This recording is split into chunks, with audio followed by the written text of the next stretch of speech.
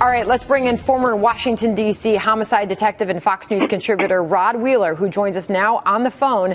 Rod, what's the latest that you're hearing about this terrible incident that's happened overnight? Good morning to you, Sandra. Yes, the situation that happened last night was really just a reflection of what's been going on, I think, since the Michael Brown death. Now, I don't think that the riots or the uprising that took place last night is a direct result of that. I think that's really a result of the economy. And I think what we see here is that a lot of people out there in Ferguson, as well as Baltimore, Sandra, and other cities are beginning to continue to express their frustration with the government and the fact that there's just no jobs and no opportunity. So I think that's what we see. I don't think, Sandra, that what we see is really related to race so much as it is people's just feelings.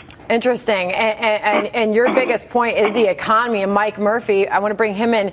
We have been talking with Doreen Borelli this morning, who did highlight the higher unemployment rate affecting the black youth percentage of those living in this city, and that adversely affecting the outcome. Absolutely. And it's unfortunate because so much energy gets put into these protests and then defending the protests and keeping the protests under wraps. If that same amount of energy was put toward the local community or toward getting jobs or education for these people even before a job, I think that would be really helpful. So I think that's what the first way, one of the best ways to combat this in the future. Rod, and also Doreen was highlighting the lack of accountability and the lack of leaders coming out and condemning this violence. Speaking of specifically, Doreen was pointing out the president. Where has he been along the way saying that this should not be happening and this violence should not be erupting in these cities, race, economy, whatever it may be?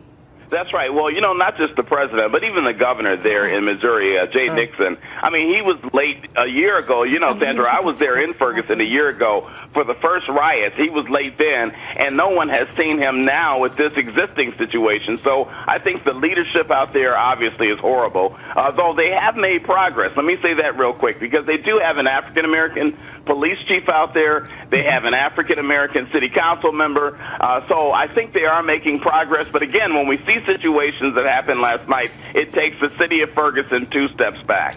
Rod, it's Dagen Mcdowell. But in terms of the economy, in order for the economy to come back in these communities, not just Ferguson, but looking at Baltimore, for example, if you have continued violence, it makes it tough for businesses to rebuild.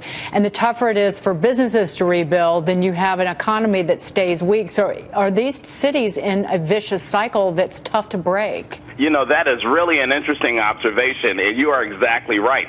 But not only is it tough for these businesses to rebuild, what happens is you have businesses that don't even want to go into those communities. Now, let me just share this with you. I've been doing a lot of work with companies like Starbucks lately, who is actually planning on opening a major store there in Ferguson, right there on Flossin Street, and Baltimore and other cities. But, when we see things like this that's happening out there right now, I'll tell you, it makes these businesses take a second look and saying, is this really where I want to invest my dollars? If it was my business, I'd have to think long and hard about that.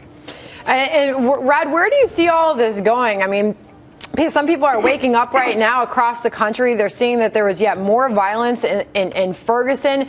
Is this an example of what we might continue to see in cities across the country, or do you think this is going to be more of an isolated incident? No, you know what? I hate to be the bearer of bad news, but I have to tell you, I think we're going to see more and more of this.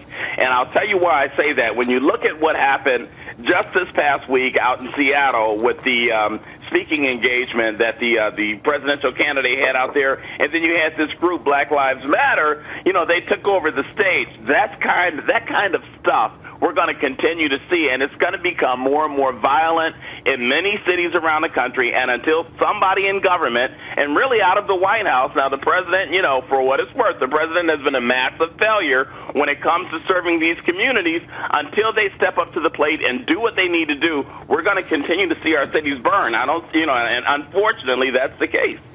All right, Rod Wheeler, thank you for joining us this morning. Thank you, Sandra. Have a good day. On this breaking news, we'll continue to update you on that story as it comes in.